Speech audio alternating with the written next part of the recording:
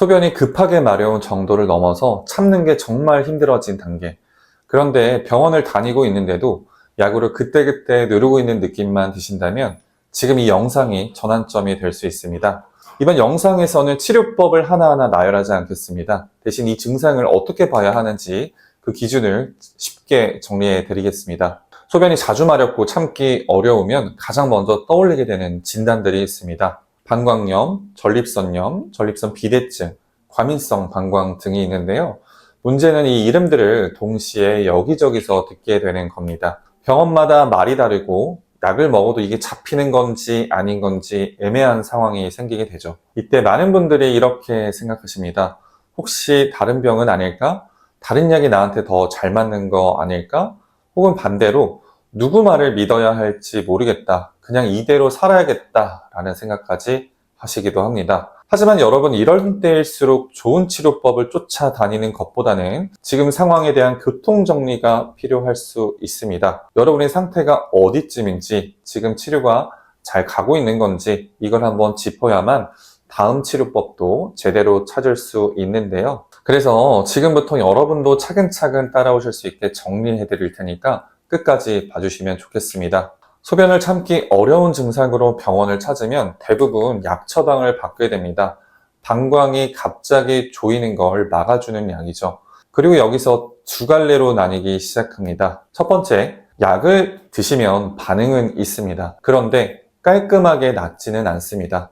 소변 보는 횟수가 좀 줄긴 했는데 여전히 급한 느낌은 남아있다거나 이전보다 낫긴 한데 다 나았다고 하기에 뭔가 찜찜한 상태가 이어지는 겁니다. 병원에서는 많이 좋아지셨는데요 라고 하는데 여러분의 몸은 아직인데요 라고 말하고 있는 그런 느낌. 이 경우에는 약이 방광을 잠시 진정시켜주고 있을 뿐 방광이 왜 예민해졌는지 그 원인은 건드리지 못하고 있는 경우가 꽤 있습니다. 불은 꺼졌는데 불씨가 아직 남아있는 상태인 거죠. 두 번째, 처음에는 약이 꽤 잘 들었습니다. 그런데 지금은 예전만큼 효과가 없습니다. 이건 여러분을 더 불안하게 만들 수 있습니다. 처음에 약을 먹었을 때에는 분명히 효과가 있었거든요. 급한 느낌도 줄고 화장실 가는 횟수도 줄고 이거면 되겠다 싶었는데 어느 순간부터 다시 슬금슬금 원래 상태로 돌아오기 시작한 겁니다. 용량을 올려보기도 하고 약을 바꿔보기도 하는데 처음처럼 그 효과가 다시 나오지는 않아요. 이 경우에는 약으로 억누르고 있는 동안에도 방광은 계속 예민해지고 있었던 거예요. 겉에서는 괜찮아 보였는데 안에서는 계속 나빠지고 있었던 거죠. 여기에서 중요한 건 첫 번째 단계에 있던 분들이 시간이 지나면서 두 번째 단계에 놓이게 된다는 겁니다. 약발이 점점 떨어지는 느낌, 이걸 경험하기 시작하면 환자분들은 불안해지게 됩니다. 이 약을 계속 먹어도 되는 건가? 약에 내성이 생긴 건 아닌 건가? 그러면 이제 나는 뭘 해야 하지? 이러한 구분이 잘 안 된 상태에서 치료를 바꾸는 건 나침반 없이 바다 위를 떠다니는 것과 비슷합니다. 소변을 참기 어려운 분들 상당수는 이런 이야기를 듣습니다. 검사상으로는 크게 이상이 없습니다. 방광 용적도 정상 범위입니다. 하지만 이 말은 안심으로 다가오기보다는 혼란을 키우는 경우가 종종 있습니다. 그 말씀을 듣고도 편해지는 게 아니라 그럼 나는 왜 이렇게 힘들지? 라는 걱정이 자연스럽게 생기기 때문인데요. 아니 그래서요, 그 다음은 어떻게 하라는 거죠? 라고 묻고 싶지만 답을 듣지 못한 채 조용히 진료실을 나오는 경험 다들 한 번은 있으셨을 겁니다. 진료실에서 여러분을 붙들고 이 이야기를 처음부터 끝까지 풀어드리기 어려운 경우가 많기 때문에 아픈 여러분께서도 미리 이 흐름을 알고 계시는 게 중요합니다. 그리고 하나 더 말씀드려야 할 게 있습니다. 이 상태가 오래가면 서서히 변하는 것이 있습니다. 처음에는 급한 느낌이 가끔 오는 정도였는데 어느새 화장실 위치를 먼저 확인하게 되고 모임에서 자리를 자꾸 비우게 되고 장거리 이동이 부담스러워지고 잠을 주무시다가도 두세 번씩 깨게 됩니다. 그리고 어느 순간 환자분들은 이렇게 말씀하십니다. 처음에는 좀 급한 정도였는데 이제는 소변이 제 일상을 지배합니다. 이때부터는 단순한 불편을 넘어서 여러분의 생활 반경을 줄이는 문제가 됩니다.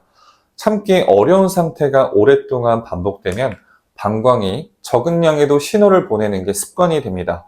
충분히 채워지기도 전에 비우게 되고 그걸 반복하다 보면 방광은 점점 작은 양에만 적응하게 돼요. 더 자주 마렵고 더 급해지고 더 참기 어려워지는 악순환이 시작되는 겁니다. 2단계까지 오게 되면 치료의 범위도 회복에 걸리는 시간도 완전히 달라집니다. 초기에 잡을 수 있었던 문제가 전혀 다른 차원의 문제가 되는 거죠. 소변을 참기 어려운 증상에 시달리는 분들의 가장 아쉬운 선택은 안 나아도 일단 참고 버티는 겁니다. 치료를 당장 바꾸지는 않더라도 적어도 이건 확인하셔야 합니다. 지금 드시는 약이 증상을 누르고 있는 건지, 아니면 실제로 방광 상태가 나아지고 있는 건지, 아니면 약으로는 이미 한계에 가까워진 단계인 건지, 이게 정리가 안 되면 치료를 받고 있어도 계속 불안해지고 갈피를 잡지 못하는 상태가 반복될 수 있습니다. 그래서 다음 영상에서는 이렇게 기준 없이 치료를 오래 끌어오신 분들을 실제로 어떻게 치료했는지 보여드리도록 하겠습니다. 이번 영상을 보시면서 나도 이런 상태인데 라고 느끼셨다면 다음 영상도 꼭 이어서 봐주셨으면 좋겠습니다. 지금까지 방광질환을 집중적으로 진료하고 있는 경혈린 한의원 허주 원장이었습니다.